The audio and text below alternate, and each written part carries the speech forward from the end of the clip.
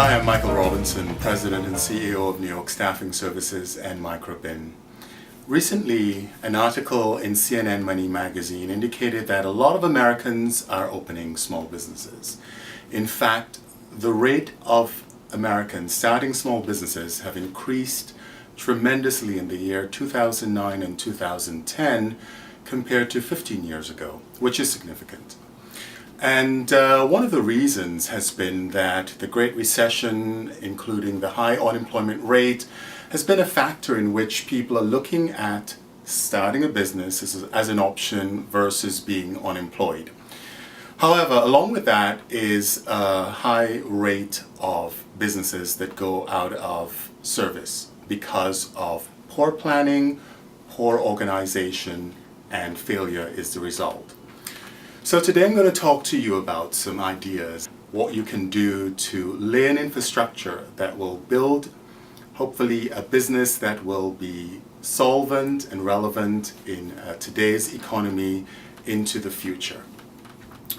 So the first idea is research. We all want to start a business. Everybody who has been entrepreneurial-minded have been always talking about, gee, I want to start my own restaurant, my own coffee shop. And the first thing I ask is, have you done your research? And most of the time the answer is no. I've not done any research. I don't know where or what or how, but I know I want to do this. So my first advice to you is to do your research. Research is important because it gives you many factors. First of all, it tells you what kinds of businesses are out there. It gives you a better idea as to what location you should be thinking or considering. It also tells you the kinds of products or services that are being made available to the consumer and how you can differentiate your product or your service based on what's available. So research is important. It also tells you the cost of doing business. So for example, is it $1 or is it $100,000? Would it cost you to create this organization?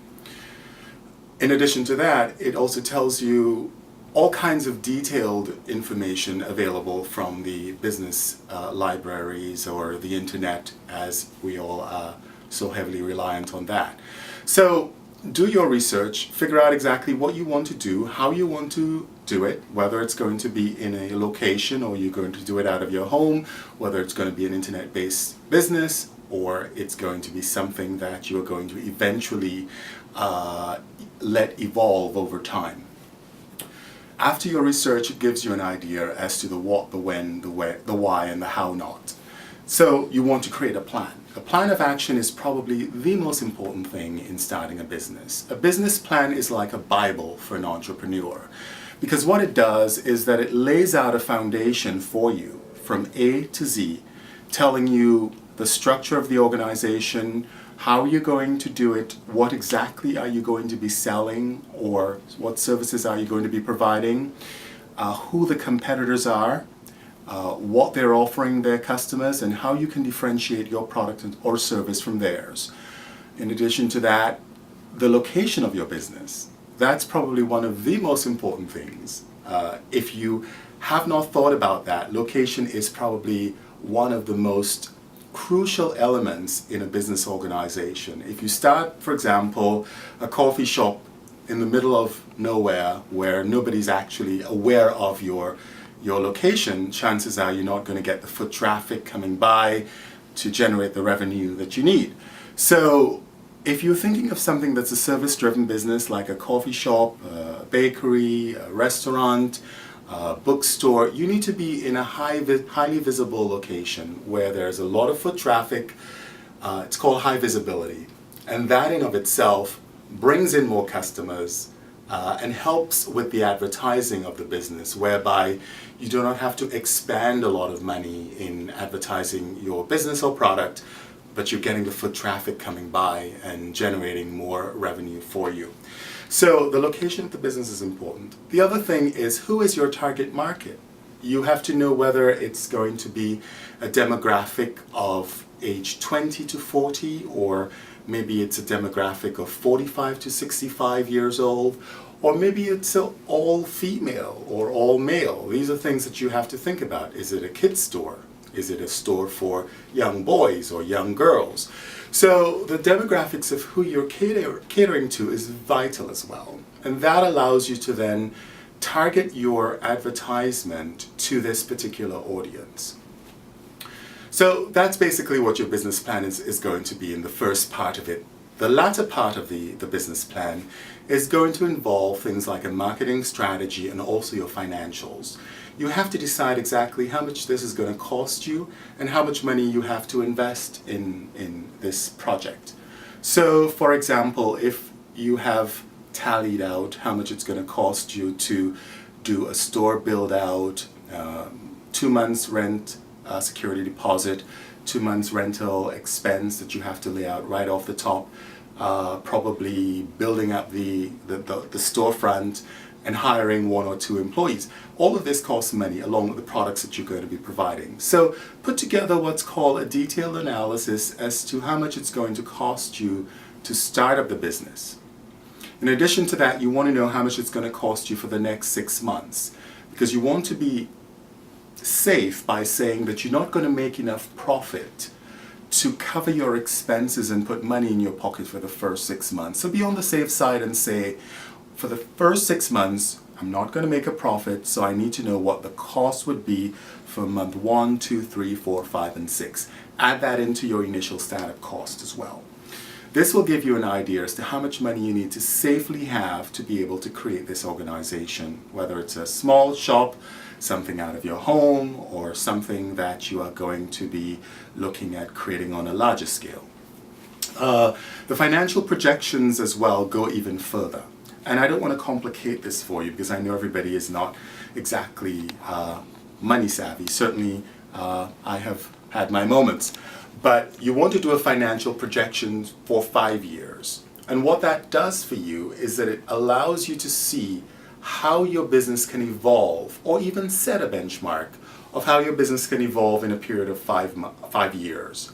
So you would estimate, for example, at the end of the first year, you would be breaking even, meaning that you don't have expenses that are going beyond your income, and you have gotten to the point where your profit and loss statement is now 0.